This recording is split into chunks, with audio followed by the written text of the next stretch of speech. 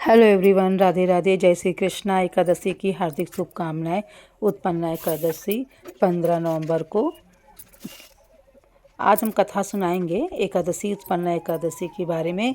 तो सबसे पहले सुनते हैं श्री कृष्ण।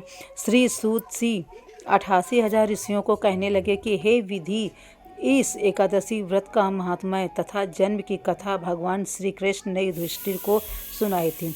श्वेतयुग में एक महाभयंकर राक्षस मुर नाम का प्रकट हुआ। उसने अपनी शक्ति से देवताओं को विजय किया और उन्होंने अमरावती पुरी से नीचे गिरा दिया। वे बेचारे मृतलोक की गुफाओं में निवास करने लगे और कैलाशपति की शरण में जाकर दैत्य के अत्याचारों की कथा तथा अपने महान दुख का वर्णन किया। शंकर जी ने कहने लगे, आप भगवान विष्णु की शरण में जाइए। आज्ञा पाकर सब देवता क्षीर सागर में गए, जहाँ शेष की संध्या पर भगवान शयन कर रहे थे। वेद मंत्रों द्वारा स्तुति करके भगवान को प्रसन्न किया। तब प्रार्थना करके इंद्र कहने लगा, एक जंग नाम का दैत्य ब्रह्मवंश से चंद्रावती नगरी में उत्पन्न हुआ है। उसके पुत्र का नाम मुर है। उस मुर दैत्य ने हमें स्वर्ग से निकाल दिया। आप ही सूर्य बनकर जल का आकर्षण करता है, आप ही मेघ बनकर जल बरसाता है और भूलोक के बड़े बड़े कर्मचारी देवता सब शरणार्थी बन चुके हैं। अतः आप उस बलशाली दैत्य को मारकर हमारा दुख दूर कीजिए। भगवान बोले, हे देवताओं, मैं तुम्हारे शत्रु का शीघ्र संहार करूंगा। आप निश्चिंत होकर चंद्रावती नगरी पर चढ़ाई करो, मैं तुम्हारी सहायता करने को पीछे से आऊँगा।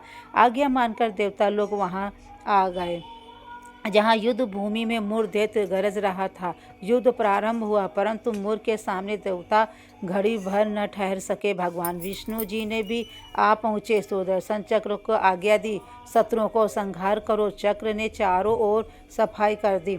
एक मुर दैत्य का सिर ने काट सका और न गधा उसकी गर्दन तोड़ सकी। भगवान ने सारंग धनुष हाथ में लिया।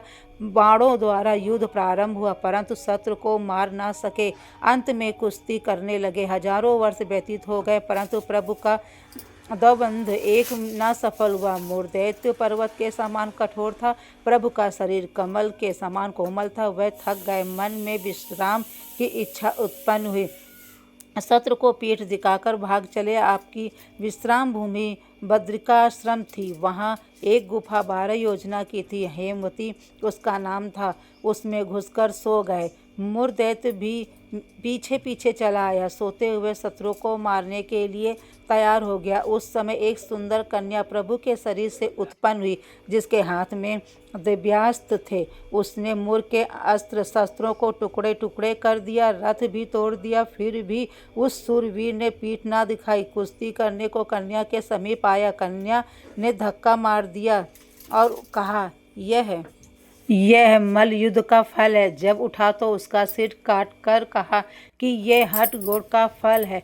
तब मुर की सेना पाताल को भाग गई। भगवान निद्रा से जागे तो कन्या बोली, यह दैत्य आपको मारने की इच्छा करके आया था। मैंने आपके शरीर से उत्पन्न होकर इसका वध किया। भगवान बोले, तुमने सर्व देवताओं की रक्षा की है, मैं तुम पर प्रसन्न हूँ, वरदान देने को तैयार हूँ। जो कुछ मन में इच्छा हो मांग लो। कन्या बोली, जो मनुष्य मेरा व्रत करे उसके कुछ मन में इच्छा हो तो मांग लो। घर में दुख, दरिद्र, पुत्र, धन का निवास रहे, अंत में आपके लोक को प्राप्त करे। भगवान बोले, तू एकादशी तिथि को उत्पन्न हुई है, इस कारण तेरा नाम एकादशी प्रसिद्ध होगा। जो श्रद्धा भक्ति से तेरा व्रत करेंगे उनको सब तीर्थों के स्नान का फल मिलेगा, अर्थात मन शुद्ध हो जाएगा।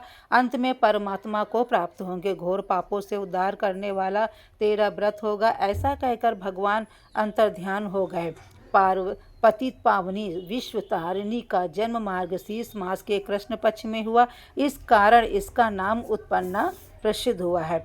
और इसमें ये हमारी कहानी थी, पूरी संपन्न हो गई है।